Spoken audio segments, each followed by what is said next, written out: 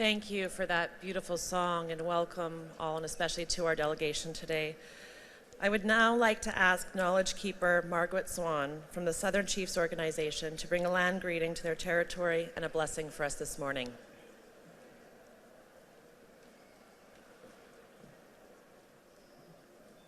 Wow.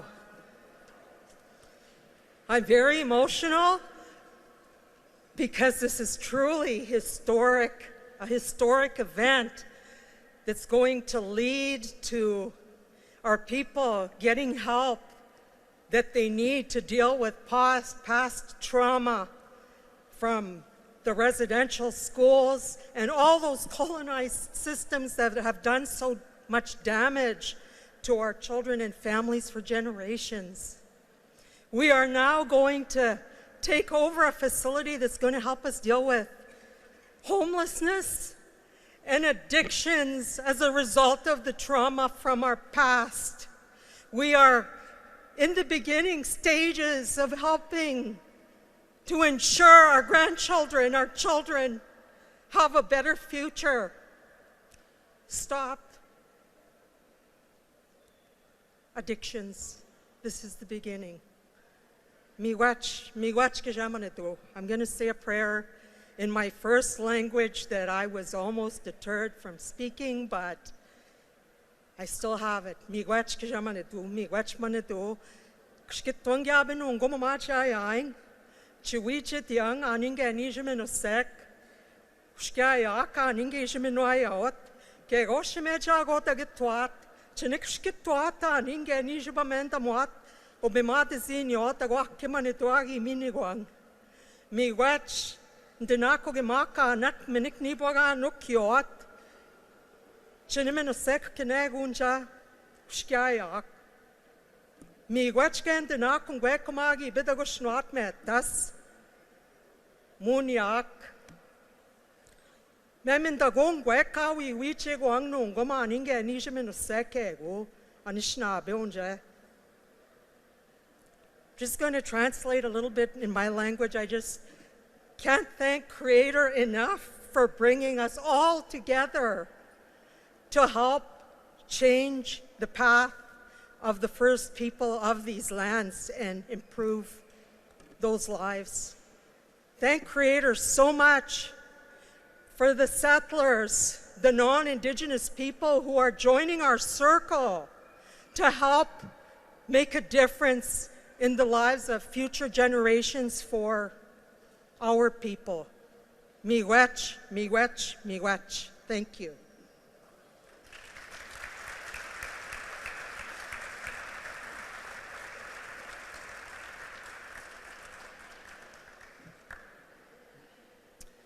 Thank you. This truly is a historic day for our downtown, for our city, for our province, for our entire community. As we end one journey for this part of our community and begin another brighter future for our downtown. I'd now like to introduce Jim Ludlow, President of True North Real Estate Development.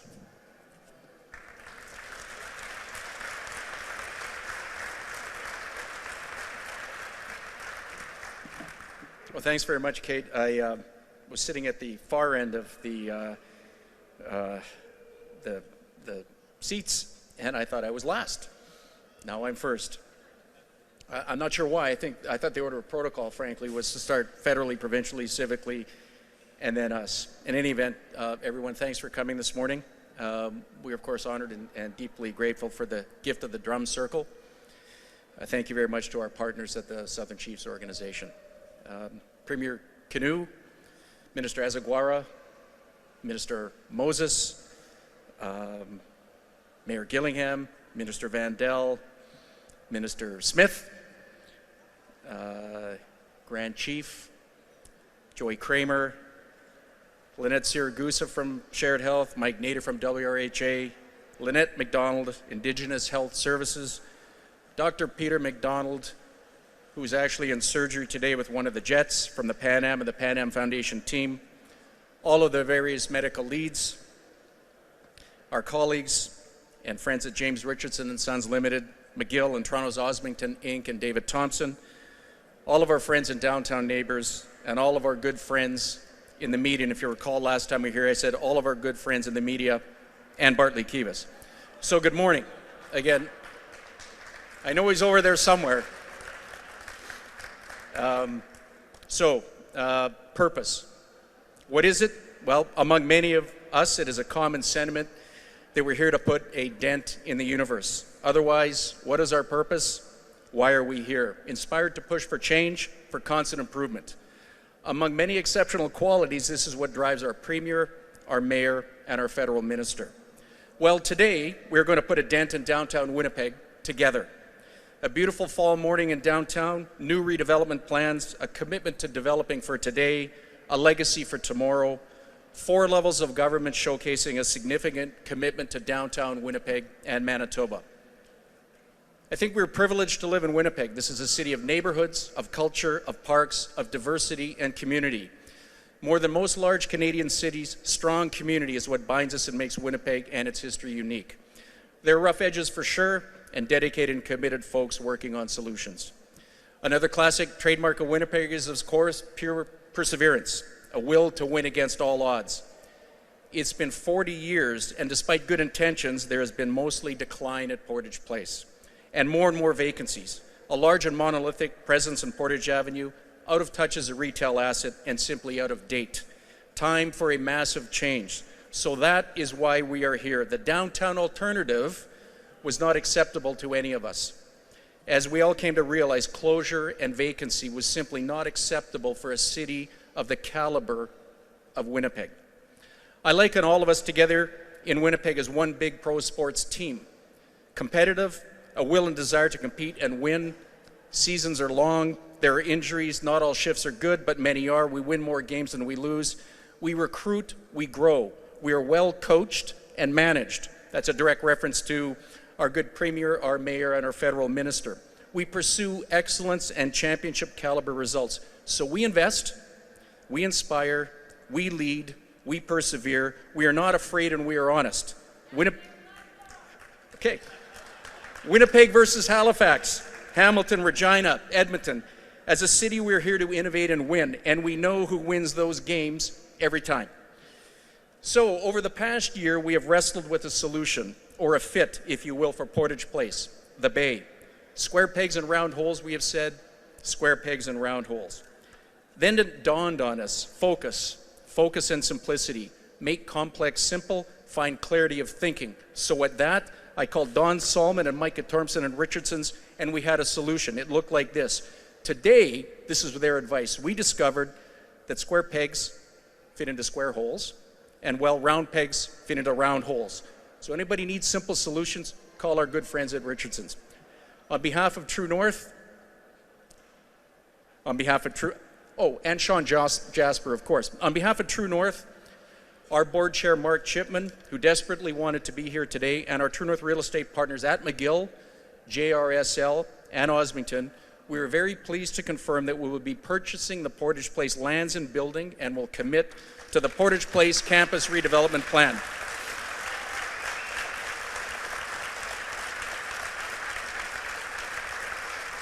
So what exactly does this mean? Well, everything. So this morning is the culmination of more than 2 years of work by a remarkable partnership of 3 levels of government, True North, and First Nations leadership. Recall, we simplified the program plan for Portage Place into 3 simple asset classes: health, housing, neighborhood services and parking, public spaces, and parks. Simple. So that's what's going to happen. With all of that as a background, we've removed the preconditions to the True North purchase of Portage Place. This morning, we have formally triggered our options to purchase the Portage Place buildings from Spruce Lands, its Vancouver owner, and with North Portage Development Corporation, the Winnipeg owner of the underlying lands and parkade. Then we will proceed with our development plan. On Tuesday of next week, we will immediately begin the process of closing the 2 purchases. Legalese for we are buying the assets. We'll consolidate the freehold and leasehold titles, again, legal jargon, and for the first time in its history, 100% of the control of this asset will be in one place, and then proceed to subdivide the property into 3 core asset classes of health, housing, and central neighborhood retail services, parking, and public spaces. And then we will build. Build for Winnipeg and for downtown. So PCL, if you're out there listening, make sure to get some sleep this weekend.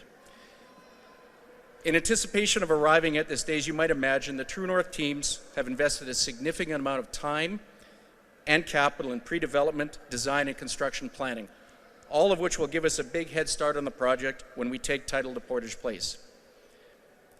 At this point, it is not efficient nor cost-effective for us to delay. Time becomes money, delay costs money. We will move methodically, but we will move quickly. In this calendar year, through to Q1 2025, activity on the site will become visible. Site mobilization, surveying, enabling work, and demolition. By 2026, Portage Place will start to breathe again as the central clock tower atrium right behind me is removed, producing a clear sight line from Central Park to Portage Avenue in downtown. Edmonton Street, soon to be a new pedestrianized and traffic-calm downtown street connecting north and south downtown communities. Lighting, seating, landscaping, people, steps toward downtown safety. Then, as ideas do, they take time in coming, then happen much faster than you expect. It's a classic paradox. Taken together with the Bay, this campus redevelopment plan will include almost 2 million square feet, 300,000 square feet of strategic healthcare delivery assets, over 550 housing units in a spectrum of market to affordable, from student to elder, 190,000 square feet of community and neighborhood retail, 1,100 underground parking stalls, food equity, pharmacy, wraparound health and community services, drop-in spaces, local food pop-ups, the downtown YMCA, and the Prairie Theatre Exchange. Together, almost $900 million of development capital. Thank you. Attention to detail, to design, to the street, to engagement, and to the neighborhood. A softer and gentler approach, connecting people and communities, gathering spaces, and livability. Tower 1, the new Healthcare Center of Excellence, a much larger and more complex design and build, is scheduled to start in Q1 2026. I'm looking right at Mike and Lynette. Reach its final top-out enclosure by Q3 2027, and ready for commissioning and occupancy by Q4 2028. Catalysts and waterfalls, commending the Premier and the Minister of Health and Economic Development for connecting the dots on a broader downtown development strategy, important and certainly not possible to do without you. So thank you very much.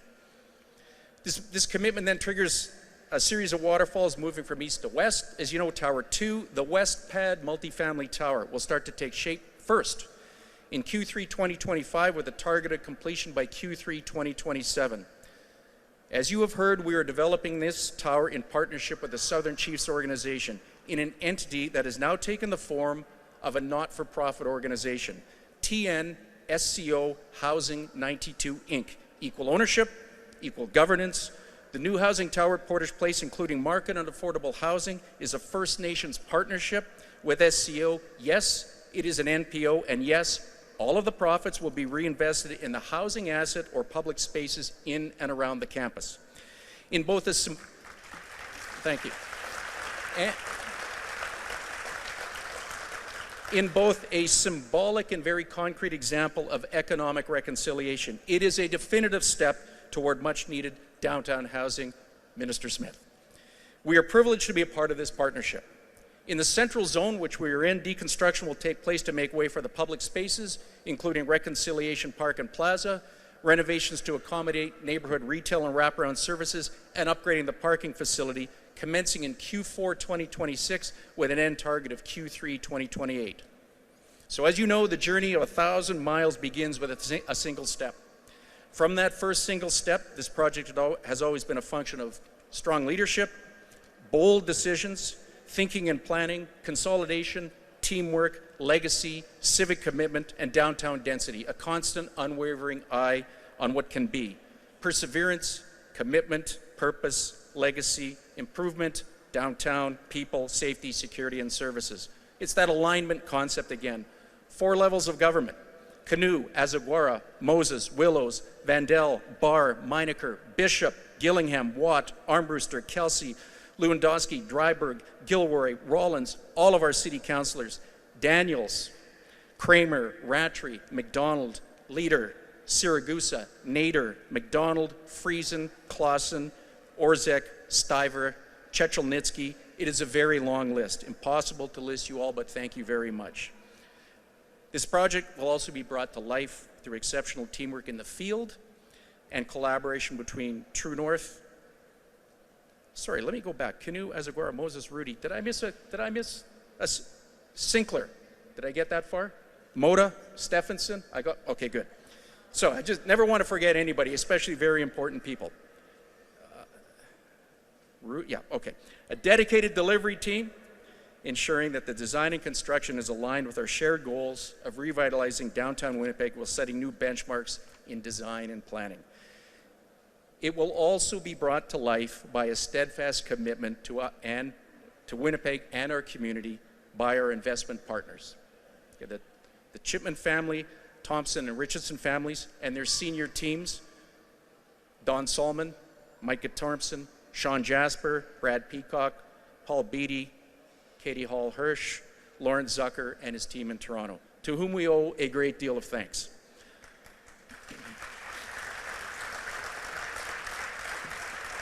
So our mission becomes that great intersection between construction, design, people, neighborhoods, and cultures. Again, alignment. Strong social and economic impacts, stronger communities, so optimism for us in the future of the city of Winnipeg. Thank you very, very much. Miigwech.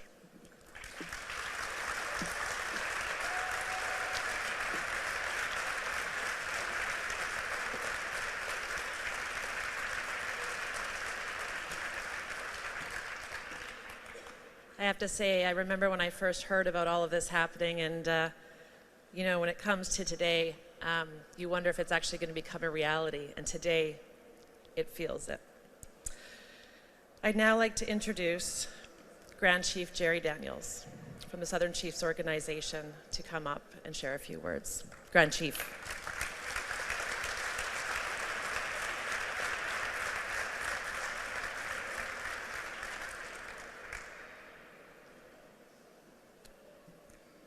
Hello, everyone. I think we missed a little process. I'm not sure. I was supposed to have Treaty 1 welcoming here. So I want to give it to Chief to come up and do a treaty welcoming really quickly.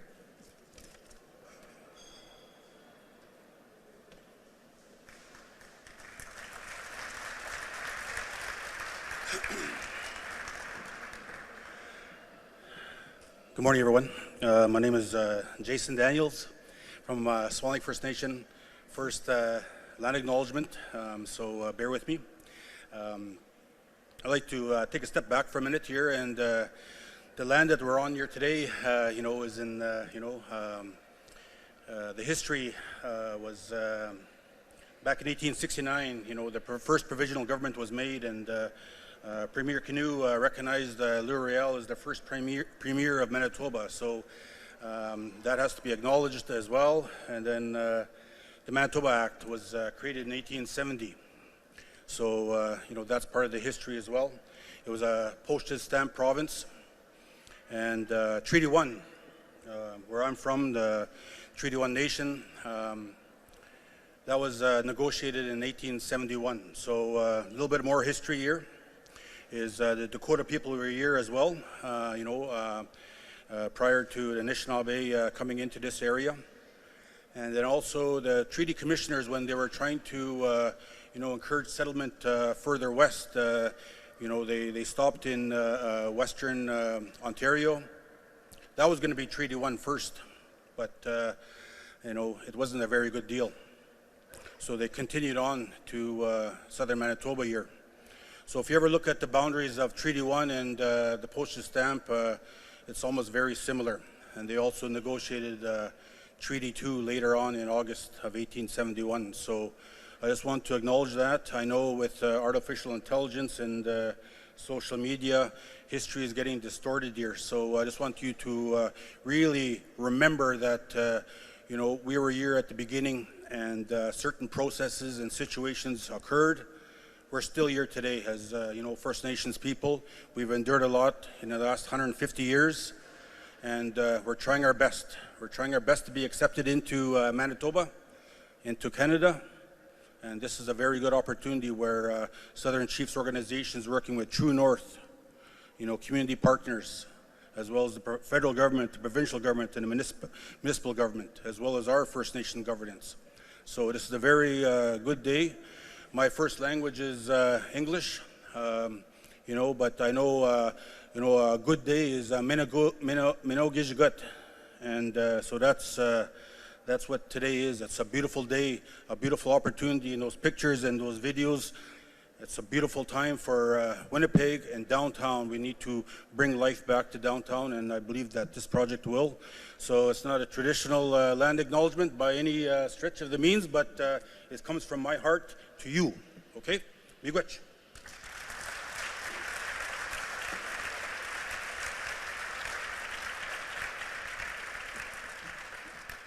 Thank you for that, Chief Daniels. You don't have to look far to know why he's one of my favorite chiefs. My relatives, I want to just acknowledge another beautiful day from our Creator. Thank you all. I hope your families are doing well. I hope everyone is healthy. And, we really wish nothing but blessings on all of you who are helping to really bring cohesion in our community here in Winnipeg and throughout Manitoba and Canada. Good morning. I'm honored to be the Grand Chief for the Southern Chiefs organization, representing 33 First Nations of Anishinaabe and Dakota people here in southern Manitoba, representing 87,000. Thank you again to Chief Daniels from Swan Lake First Nation and for the acknowledgement of the territory and also the history of the Métis and the Dakota and that history that was here. I want to acknowledge Chief Trevor Prince, who's sitting in front here with us from Sandy Bay Ojibwe First Nation, and also a member of our Southern Chiefs SCO Executive Council. Chief Wayne Desjarlis, who's also here from Ebb and Flow First Nation. He's half cowboy and a good karaoke singer. So if you ever see me singing karaoke, it's because of him. Elder Margaret Swan, Knowledge Keeper from Lake Manitoba. Thank you for the blessing for today. And all of you for joining us. And thank you for those beautiful songs, those honor songs that were provided by the Anishinaabe Voice Drum Group. Thank you again to Mark Chipman, who's not here, but thank you for his leadership and really everyone at True North, Jim Ludlow, Glenda Gardner, Gavin Johnston, and the entire team at True North. Thank you for your hard work and your hours of dedication and everyone who's made True North possible. And the Jets as well. Thank you to them hopefully they start winning. They will, right? We're going to get deep into the playoffs this year. That's the plan. I also want to acknowledge the Reconciliation Bridge that we walked from, which connects to our project, Wewene Begakanagan, to the new project, and we'll talk about it today. This walk was symbolic of First Nations working together with meaningful engagement with all levels of government and corporations on moving forward to represent what reconciliation truly means. It's partnership, it's shared governance, and I'm proud to say that SCO is moving forward today with our partners True North Real Estate Development in the creation of a not-for-profit named the TN SCO Housing 92 Inc. Not 94 there, Premier, 92. The partnerships with True North is an example of economic reconciliation. 92 calls to action from the Truth and Reconciliation Commission of Canada. I always want to give thanks to Dr. Phil Fontaine for negotiating the settlement agreement and creating the Truth and Reconciliation Commission. It has done so much to bring the truth out, but it's also a way to heal through the acts of reconciliation like this one. I want to also acknowledge the Premier and Dan Minister Vandal, Mary Gillingham, Aquazera, and Smith, whose birthday is coming up. So hopefully people have sang her happy birthday before, and Minister Bushy as well. Carr, Hassine, and Terry, thank you. I just want to make sure I don't forget anybody. Also, Lindsay Bond, my chief, he just walked in here a little bit late, but he's here. I want to acknowledge him as well. This project will lift many of our relatives out of poverty and provide meaningful jobs. And you know, when we did a tour of Wewene just across the road there, many of the people who are there, we have 130 First Nation, Métis, Indigenous people working there on a daily basis. That's 80%. 80% of the workforce there. And I know Chief Prince had went over there as well, just last week, I think. But when we were there, they shared about how you know, many of them were homeless, or are homeless, or who've really utilized that work as a means to sort of stabilize their life, and you know, it helps to provide other opportunities. When you create stability in your life, it creates opportunities for education. It creates, you know, all sorts of additional sort of supports within our communities, and so it creates stability within families as well, because those people who are working are also supports for the other ones who are also still struggling. And so it's quite a significant impact on the community overall, and no doubt this project here will be just as important. Project 92, which we're calling it, will provide more than 200 housing units in a 15-story apartment. I don't know, 15, 18, I'm not sure. I keep getting different numbers, so. But it's, I know how it is. Like, we're with our project as well. I mean, we went from 350 to I think almost 400. So it's sort of, the architects are sharpening their pens, and we're trying to find more space for opportunity, really, to try to maximize. And that's what we'll continue to do here with our partners at True North. Many of our relatives move home from their home nations to Winnipeg for school and look for opportunity, jobs and housing that not always available. Project 92 will provide jobs on completion and housing. However, this project is more than just jobs. It's a place to live. It creates critical foundation for a good life, whether it be employment or education.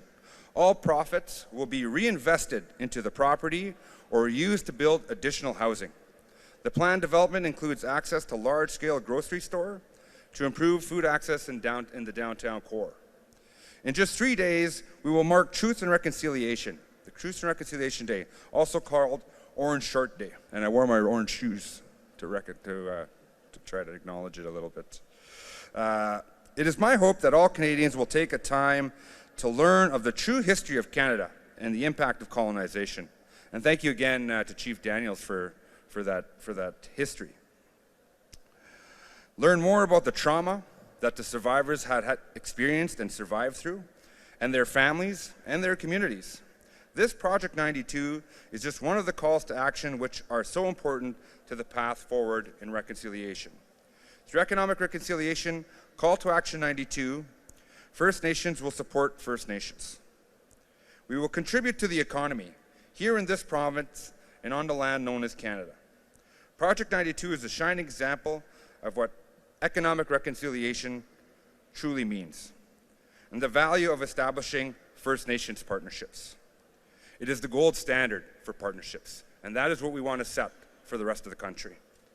Project 92 sets the stage for meaningful economic reconciliation and will be the blueprint for future projects as corporations and businesses join us on the path forward. Thank you, my relatives, for your time this morning, and thank you for giving me the honor to speak to you.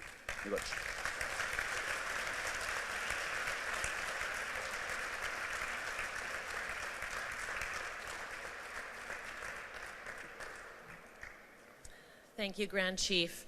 It really is incredible, this partnership that has formed over the last couple of years here for this true transformation of these two key projects in our downtown.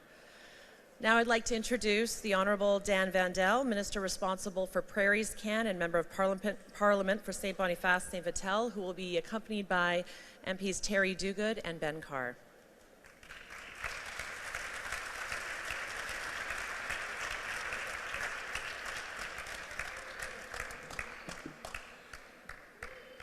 Great, thank you so much. What a morning. To Jim Ludlow, fantastic speech. Grand Chief Daniels, great speech. Jim, you forgot Duguid and Carr, who are my bodyguards in Ottawa and in Winnipeg. I also want to say that Kevin Lamoureux is a huge supporter of this project. He is back in Ottawa, fighting off the opposition single-handedly, as only Kevin can. Thank you, Kate, for the very kind introduction. Knowledge Keeper Margaret Swan and Chief Jason Daniels for the land acknowledgement. Chiefs, ministers, Premier, Mayor, City Councillors, I don't know if there's any here, but welcome. Bonjour tout le monde, c'est toujours un plaisir d'être à la maison ici à Winnipeg, proche de Saint-Boniface, pour faire des belles annonces pour la ville de Winnipeg, mais non juste pour la ville de Winnipeg, pour la province du Manitoba et dans ce cas ici, un projet important pour le Canada. Earlier this spring, our government announced a significant investment in partnership with Southern Chiefs to transform the former Hudson's Bay building into Waiwene. That project is a national example of reconciliation in action, as Grand Chief Daniels has explained. And I could not be prouder that it is right here in downtown Winnipeg. When it's complete, it will create affordable housing and incredible spaces that honor First Nations all over Manitoba, but welcome all people all over Manitoba, all Manitobans. This project is a perfect partner to the Waiwene Hudson's Bay project. I'm so very pleased, I know I speak for Terry and Ben, that True North and Southern Chiefs are working closely together to renew, revitalize Portage Place as a welcoming space and as a healing space. Now, I've been around a while. Next year will be my 30th year since I've been representing St. Boniface in one level or another. And I've been working on urban revitalization for since that time, along with Terry, who predates me. We've seen some initiatives come and go, some good, some not so good. But this is a fantastic project. I have great hope. In fact, I still have the bruises, the body bruises from the body shots I took from issuing the demolition permit on the old Eaton's building, and I know Jim does too. But time is on our side. We know that we made the right decision there. But I have hope and optimism for the development that is being announced here today. The vision for an inclusive, welcoming downtown is being driven by community leaders. The foundation is rooted in partnership, and that is such an important word in everything we do here in Winnipeg and in Manitoba. It's the kind of partnership, collaboration that is really not happening at this level anywhere else in Canada. We are walking a new path together, and we are an example of reconciliation and action for the entire country in Winnipeg, the Indigenous capital of Canada.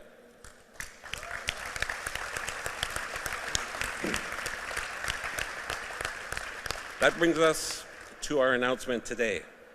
The federal government is very proud to contribute $10 million to this very significant project as it brings to life many other federal priorities. Yes, let's hear it.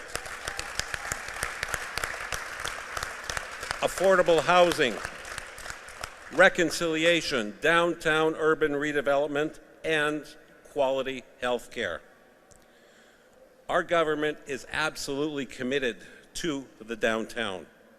We know that cities are judged by their downtowns, and we also know that more eyes and more ears on the streets is critical to a safer, more vibrant Winnipeg, full stop, not only downtown, Winnipeg. And I can tell you, I pledge to you that over and above the $10 million commitment, the Minister of Housing and Infrastructure, Sean Fraser, and his political team and the departments are fully and completely engaged with True North, with Southern Chiefs, with other key partners in doing all things necessary to bring this project to completion. We know this project is visionary. We know it's very ambitious, and we know it's very complicated, and we will be there till the end.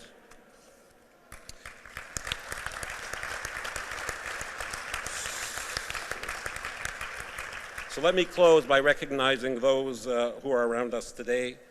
To all of you who have contributed your time, energy, and passion to this project, we offer our sincerest gratitude. Your dedication has set a standard of excellence that inspires all of us to reach higher and to dream much larger. Grand Chief Daniels, Mark Chipman, Jim Ludlow, Premier Kinew, Mayor Gillingham, all of the ministers, all of the councillors, I see one there, thank you, have all come to the table to create something meaningful for Winnipeg and for Manitoba. But I also want to thank their teams. I know there are hundreds of people who have worked to get us to this point, and there will be hundreds more who continue to work. We continue to, on the shared pathway to reconciliation, on the eve of the National Day for Truth and Reconciliation, projects like this serve as beacons of hope, guiding us towards a future defined by prosperity for absolutely everyone. So on behalf of the federal government, on behalf of Prime Minister Justin Trudeau, and on behalf of Manitoba Caucus, I thank and congratulate everyone who has gotten us to this point. Merci beaucoup, mes amis. Thank you so much. Miigwech.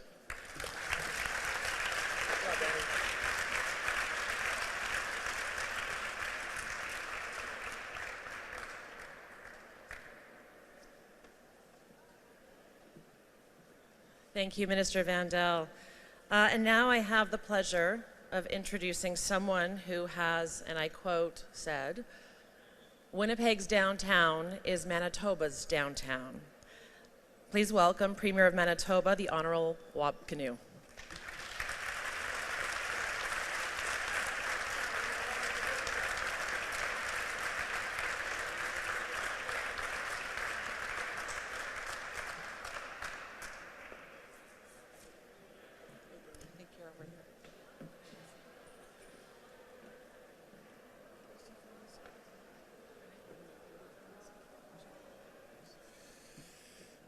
Well, Minister Vandal had his bodyguards, but I've got my backup singers, so. I just want to acknowledge Chief Bunn, Chief Prince, Chief Daniels, Chief Anderson, Chief DeJarlis, former Grand Chief Swan, Grand Chief Daniels, the bodyguards Carr and Duguid, Minister Vandal, Mayor Gillingham, Councillor Rollins, the Red River Métis, and everyone who's here to support today. This is a great event, so congratulations to Jim and everyone at True North, as well as to SCO. Well done.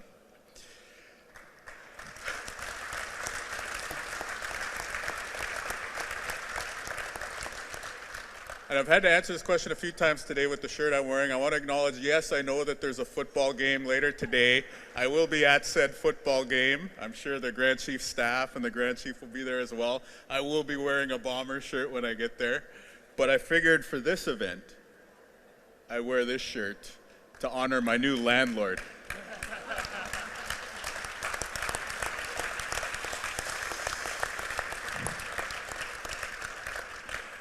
And we look forward to a really strong working relationship over the coming decades. On a more serious level, I wear this shirt because of my dad. My dad is a residential school survivor, and I want to acknowledge Councillor Schreier is here as well. But we're all wearing orange to honor the children taken, the parents left behind, and those who never came home. And my dad, when he was a little boy, was taken away from his parents, and he was put into St. Mary's Indian Residential School in Portage, Ontario, just outside of Kenora. And I'll spare you the gory details of what he experienced. Suffice it to say, on some of those more challenging moments, I don't know if he ever would have imagined something like this being part of our country's social fabric. And so progress is being made. Specifically,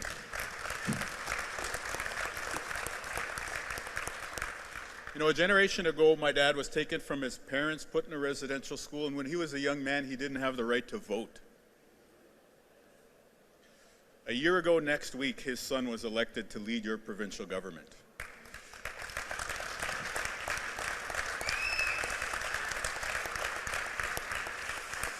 And so we know that progress is happening in Canada and here in Manitoba. And this project too represents progress. One generation ago, leaders of 3 levels of government stood with the private sector to build Portage Place 1.0. And this week, right now, leaders of 4 orders of government are standing with the private sector to build Portage Place 2.0. Portage Place 1.0 envisioned the physical infrastructure and invested the physical capital to bring strength to Winnipeg's downtown. But Portage Place 2.0 will succeed because not only is this about building up physical capital, it's about building human capital.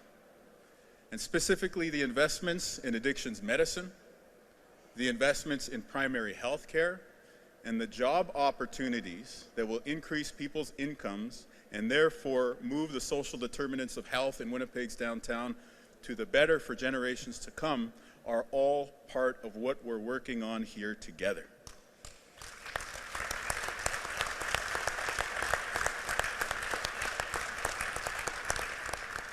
And so we're very proud to have, signed the name on the proverbial dotted line to enter into this relationship where we are going to be the tenant to bring healthcare and addictions medicine and a Pan Am clinic into downtown Winnipeg.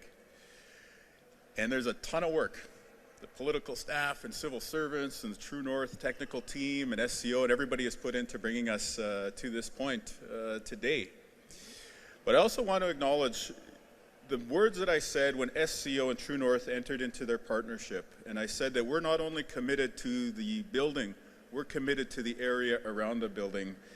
I hope that you've seen the evidence of that this summer. We've invested in Winnipeg Police Services to combat retail theft. We've invested in the Downtown Community Safety Patrol to expand their hours. We've invested into 190 Disraeli to expand the offer of addiction supports for people in the community.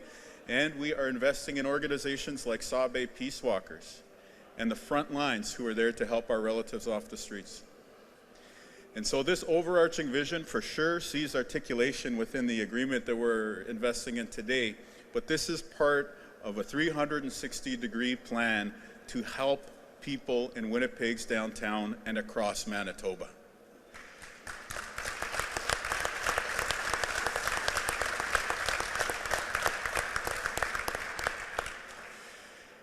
And this is about downtown. This is also about reconciliation. When you think about the impacts of residential schools in generations past, we see the most visible manifestations today right outside the doors of this building. We see it on the impacts of shorter life expectancy and other health challenges that many Indigenous people face, and we see it in the overwhelming visible manifestation of addictions in this province. And don't get me wrong, addictions cost, it crosses every single socioeconomic group. It crosses every geographic boundary in this province, but it is also a realistic statement that those who have disproportionately been traumatized by failed governments' policies of the past, namely Indigenous people, disproportionately struggle with addictions today. And part of this vision is to bring the healthcare services to increase life expectancy, to bring the addiction supports to help people find a path through to recovery, and of course to bring about the economic benefits that allow people to have freedom, to choose to live a more positive path, that are all part of this all-encompassing vision. So it's funny how things work out. The reason why we're standing here on the Friday before Orange Shirt Day is not because of some grand plan with reconciliation. It's really just because of city council dates and certain agreement deadlines, and yet somehow it all came together in a way that allows us to signify the importance of this project to bringing communities across Manitoba together.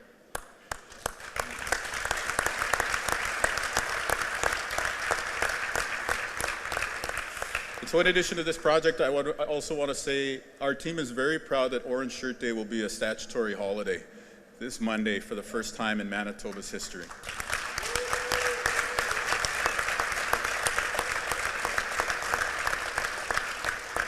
And just a little small reminder, in Manitoba, it is Orange Shirt Day.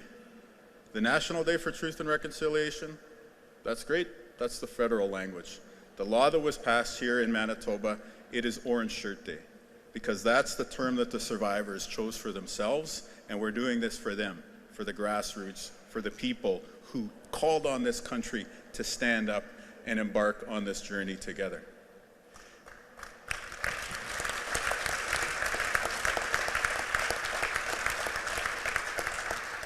And it's funny how things work out, because the first stat holiday comes on a Monday, so you get a long weekend for the first Orange Shirt Day. We cut the provincial gas tax. You put everything together. We're funding events across the province. Every single community in Manitoba, every region has Orange Shirt Day events happening in a town or school or community center near you. And so what do I envision beyond just the good news heading into the weekend of Portage Place 2.0? I hope that you can spend time on Monday with your children, commemorating what previous generations in this country went through. And then with a few extra dollars on your pocket, I hope you can go out and buy your kids and grandkids ice cream and spend some time together enjoying that which was deprived of previous generations. This country is on a path to improvement. Manitoba is leading the way, and we're very, very, very proud to be playing a constructive partner in that role.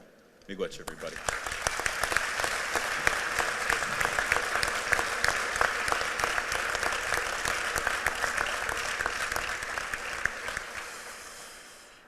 And now your Minister of Health and the MLA for downtown, Uzoma Asagora.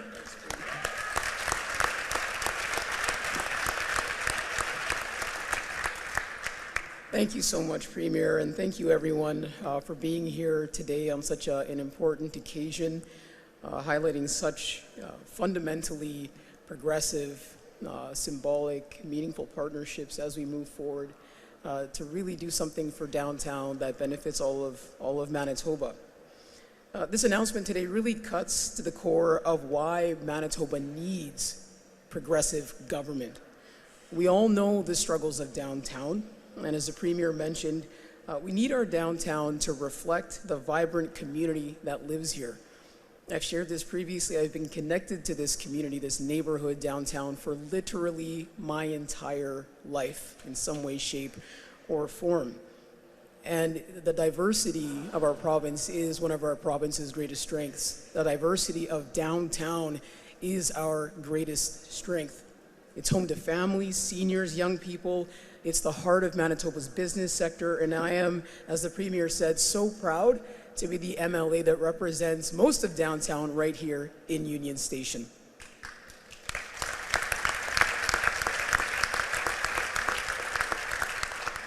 So we know that when downtown flourishes, the entire province does better. This project is the beginning of transforming our downtown into a safer, welcoming, and well-supported community. Our collaboration with True North and STO shows Manitobans that we're legitimately doing the work that we were in fact elected to do. The project's new healthcare center will bring healthcare and support to the doorstep, to the front lines of those who need it most. And having Indigenous health leadership, having Indigenous expertise lead, will ensure that the development of the center directly addresses the needs of Indigenous people in downtown's core, and quite frankly, across the province as well. The health center means shorter wait times. It will mean more healthcare options for Winnipeggers. Pan Am Clinic being relocated here as an expanded clinic is very, very exciting. As part of the healthcare vision for downtown in our province is it's visionary, quite frankly. It means something really special, not only for downtown, not only for our province, but certainly across the country. Folks will be looking at what we're doing as a symbol of what can be done when we work together. We're enhancing surgical and diagnostic capacity, in some cases more than doubling what exists currently. It means more MRIs, it means expanded dialysis services, and all kinds of specialists. And as already stated, it also means that, if you live in the area, you're no longer gonna have to take a bus or find a way to go 20, 30, 40 or more minutes to get to primary health care. You can access that right here in your own community. We're also making sure that the care that's offered is integrated. We're talking about access to mental health services, addiction supports, working alongside the folks who are walking in our communities, DCSP, Sub-A Peace Walkers, and others, and meeting people where they are at in our neighborhood to meet their specific needs. We're enhancing all of that. We're working alongside all of that. And what we're saying as a government is that we want to bring healthcare directly to you. We want to make it convenient, we want to make it accessible, and we need to make it timely. And what is so great about this project is not that it just ticks, a lot of really important boxes, but it speaks directly to the needs we've been hearing from our community for a very long time. If your kid was playing soccer at Gordon Bell or maybe Central Park, where the kids continue to beat me at soccer on a regular basis, maybe they scraped their knee, they need to see a doctor or nurse. They can come right here to do that. Are you looking for a primary care provider? Maybe you need to talk about, taking care of your mental health, your spiritual health. You can do that right here. We're talking about meeting the fundamental needs of community in a way that community has been saying they need to be met. If you need to get your wrist taken care of, maybe you need some MRI care. Pan Am Clinic is right here for you with trusted experts and professionals who have a great reputation here in Winnipeg and across the province. So we're ensuring that folks in our downtown core have their basic needs met, and that is crucial to the overall health and well-being of our communities. And so I want to thank all of our partners who are here today. I want to thank all of our teams who have been working so hard to get to this point and for the work that's to come. And I want to thank you all for being here and putting your hearts and your minds and your spirits into moving this project forward to the benefit of not only downtown, but our entire province. Thank you.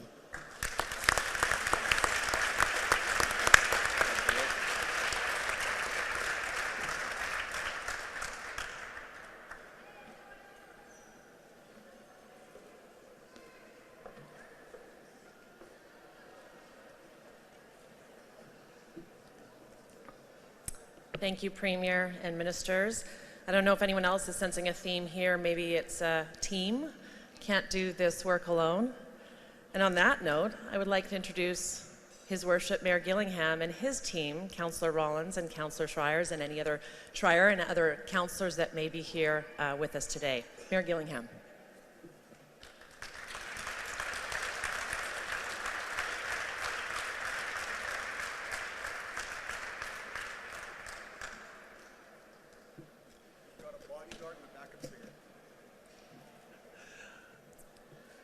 Good morning, everyone.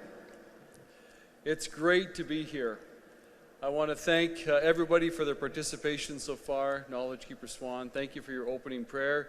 Chief Daniels for the treaty land acknowledgement, thank you. Thank you also to our drum group and to all the guests here, Grand Chief Daniels, all of the chiefs, Premier Kinew, Minister Vandal, members of Parliament, provincial ministers, MLAs, Minister Asaguara, Jim Ludlow, all the team from True North. It's great to be here with Councillor Schreier and Councillor Rollins, and Councillor Rollins represents part of this area in our downtown.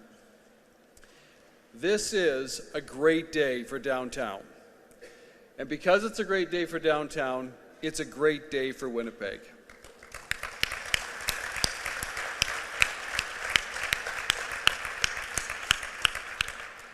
There are a handful of signature moments in the history of our downtown.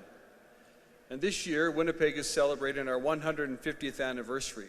Of course, Indigenous peoples have been on these lands, and this has been a center for economic activity for thousands upon thousands of years. But for us as a city, it's been 150 years.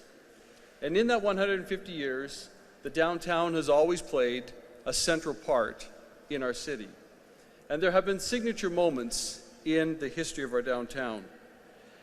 The construction of Eaton's, the Bay, the development of the Forks, Blue Cross Park, Canada Life Centre, the closing of Portage, Maine, and its reopening next summer.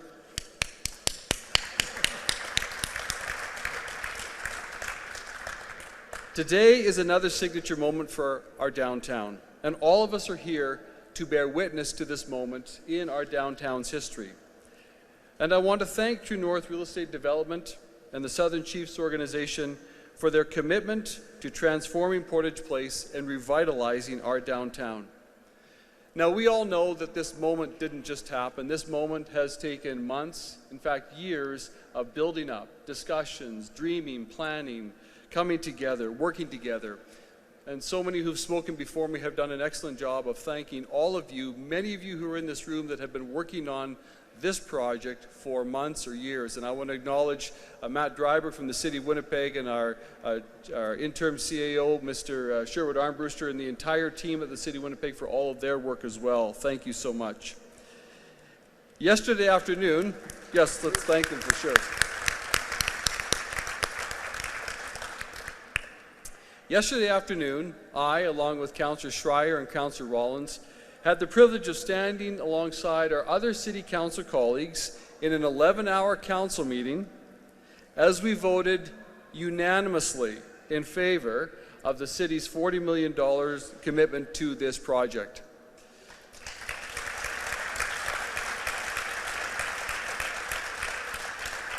And I want to acknowledge the federal government because $10 million of that is really flowing from the Housing Accelerator Fund over the next several years that the federal government has provided to the City of Winnipeg. Now, for those of you who don't follow City Hall, I know a lot of you here probably watch online. Okay, maybe not. For those of you who may not follow City Hall closely, I should note that we have a very diverse and group of councillors with spirited debates and discussions. We can't even get a unanimous decision on what time to break for lunch, and that's not an exaggeration. But we got a unanimous decision on the support for this project. Councillors from every corner of the City of Winnipeg, every ward, and myself came together to say, yes, this is what we need to do in our downtown. We support this vision. And I'm truly excited about this project. I'm optimistic about the impact it will have on our downtown, and very proud that Winnipeg is setting an example for the rest of the country on how to do economic reconciliation right. There's only one path for us as a community. There's only one way for us as a community to reach our full potential as a city, and that's to do it, this journey, together. This today takes a big step along the path of Winnipeg reaching its full potential. Thank you to everyone involved. Congratulations.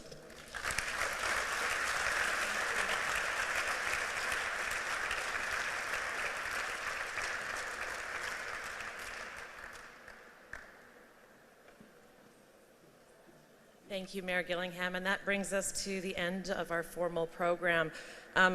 Just a little thing, I was just looking down at my shoes. I don't know if anyone can see them, but there's no place like home. I don't think anywhere else in the country that this kind of collaboration and partnership is happening. Grand Chief Jerry Daniels said this is the gold standard for economic reconciliation. So thank you to all the partners working together to do this here at home. There will be a photo opportunity, so we would like to invite Southern Chiefs Organization as well as our government delegation here. And then after that, the media will be there'll be a media availability over in the corner. And just also would like to give a huge thanks to Shelley's Indigenous Bistro for the lovely bannock treats. So please, before you leave, take a moment to enjoy that. Thank you all for being here on this historic day. Congratulations.